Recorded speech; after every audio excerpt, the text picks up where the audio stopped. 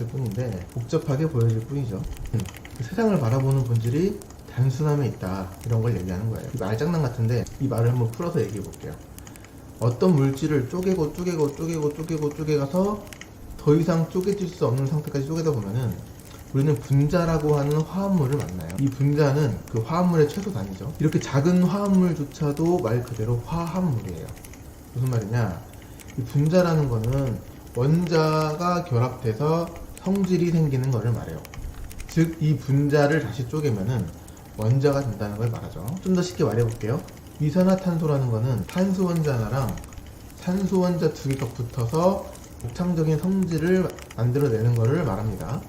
이 물이라는 거는 산소 원자 하나랑 수소 원자 두 개가 붙어서 독창적인 성질을 만들어내죠. 이 세상 만물이라는 게 참 복잡해 보이지만 우주를 구성하는 원자는 지금 인간이 알고 있는 바에 의하면 118개 뿐이에요. 그러니까 약간 레고처럼 118개를 이렇게 붙이고 저렇게 붙이고 해서 조합하는 방식으로 이 만물이 정해진다, 이렇게 볼 수 있습니다. 다시 원자에게 돌아가 볼게요. 이 원자는 더 이상 쪼갤 수 없는 최소 단위예요. 그런데 이 원자도 대략적인 구성이라는 게 있어요. 이 원자라는 거는 양성자랑 중성자로 결합되어 있는 원자 핵이랑 전자로 이루어져 있어요. 그럼 이제 미시세계가 굉장히 복잡하다고 생각을 하겠죠. 근데 이 원리는 되게 가까이에서 우리가 사용하고 있어요. 우리가 사용하는 전기를 만들어내는 원자력 발전소가 그렇고요. 이렇게 말하면 핵 분열이라고 하죠. 이 강력하게 붙어있는 우라늄 원자 핵의 중성자를 임의로 충돌을 시켜서 양성자랑 중성자가 분열을 하면 여기서 에너지가 발생을 해요. 이 1905년에 아인슈타인이 특수상대성 이론에서 질량 에너지 등가 원리를 발표를 했죠. 자, 어떻게 표현하느냐, 우리 알고 있어요. 이건 우리가 알고 있는 에너지고요. 적어드릴게요.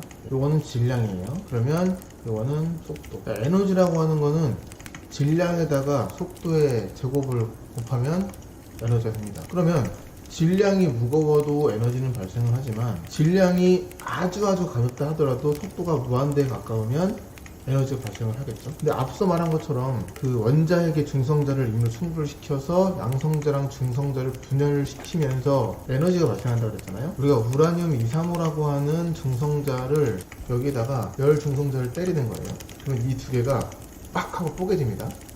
그러면 이 핵이 분열될 때 일어나는 에너지가 생긴다라고 우리는 듣는데, 왜 생기느냐? 이 속도가 거의 무한대 가깝기 때문에 생기는 거예요. 질량이 아무리 적다 하더라도 이 에너지를 통해서 우리가 핵 분열 에너지를 얻었죠. 에너지가 생기면 열이 발생을 하죠. 이 열로 우리는 그 물을 끓입니다. 물을 끓여서 일종의 밥통인데 증기가 나오죠. 이 증기를 이용해서 터빈을 돌려요. 터빈을 돌리면 이 돌아가는 원리에 의해서 저희가 전기를 만들어냅니다. 본론으로 다시 돌아가서요. 이제 원자핵 주변에 전자라는 녀석이 있거든요.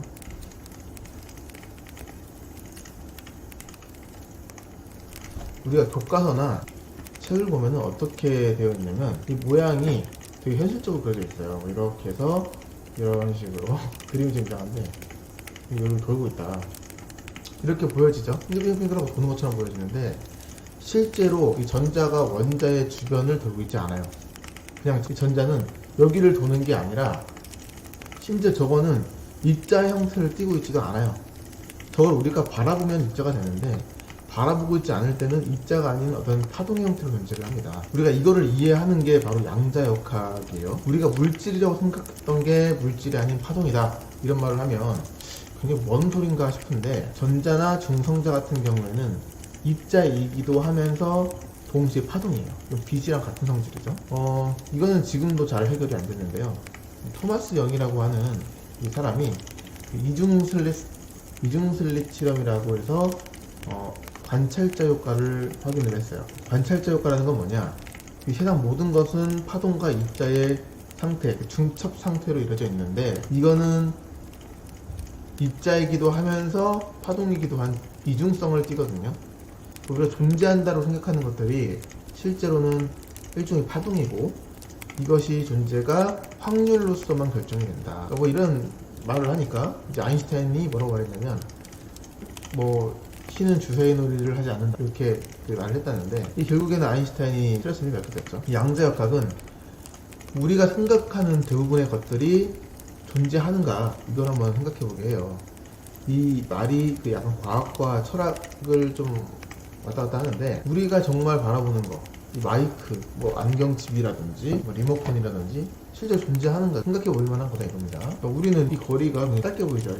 근데 이 작은 입자인 원자의 구성이 원자핵과 전자로 되어 있는데, 이 거리가 어느 정도라고 보면 되냐면, 이 가운데 있는 원자핵 있죠.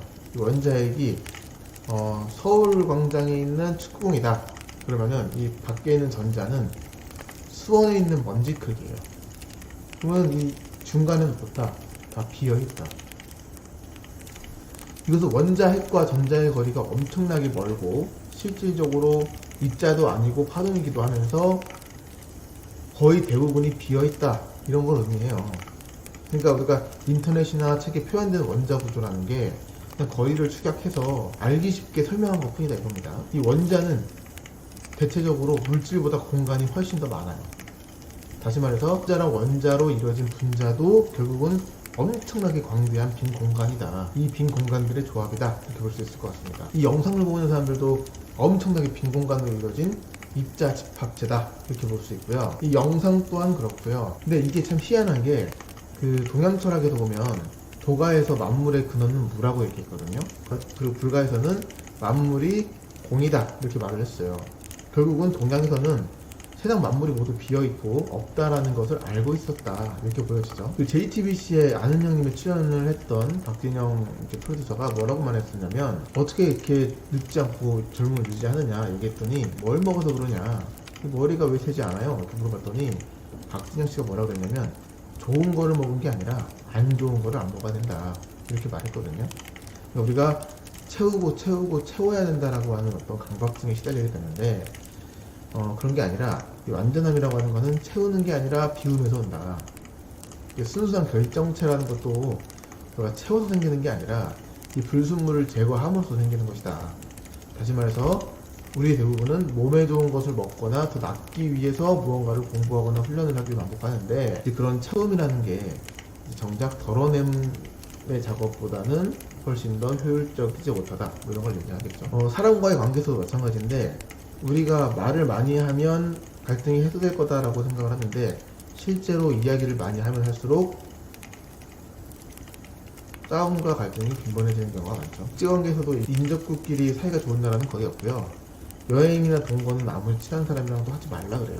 심지어 우리가 결혼이라고 하는 관계도 사랑하는 사람을 만났음에도 불구하고 싸움이 잦아지죠. 적당한 거리는 관계를 회복하고 심리를 편안하게 한다. 그래서 원자와 전자 거리만큼이나 넉넉한 것은 없음이고 동시에 있습니다. 이 전자의 존재가 확률적으로 존재한다고 했잖아요. 무슨 말이냐면, 모든 것들은 그럴 수도 있고 그렇지 않을 수도 있어요. 우리가 생각 중독이라고 하는데, 이 현대인들이 가장 많이 갖고 있는 문제죠. 이거를 해결하기 위해서 우리는 아무것도 하지 않고 그저 거리를 두고 모든 것을 비워내고, 만물이 그럴 수도 있고 그러지 않을 수도 있다, 이렇게 생각을 해보는 연습이 좀 필요한 것 같습니다. 이 넉넉함은 다시 말하지만 채워져 있는 게 아니라 말 그대로 비어져 있음을 말하거든요. 그래서 우리가 흔히 명상이라고 하는 것들도 보면 눈을 감고 생각을 덜어내는 훈련이죠. 감사합니다.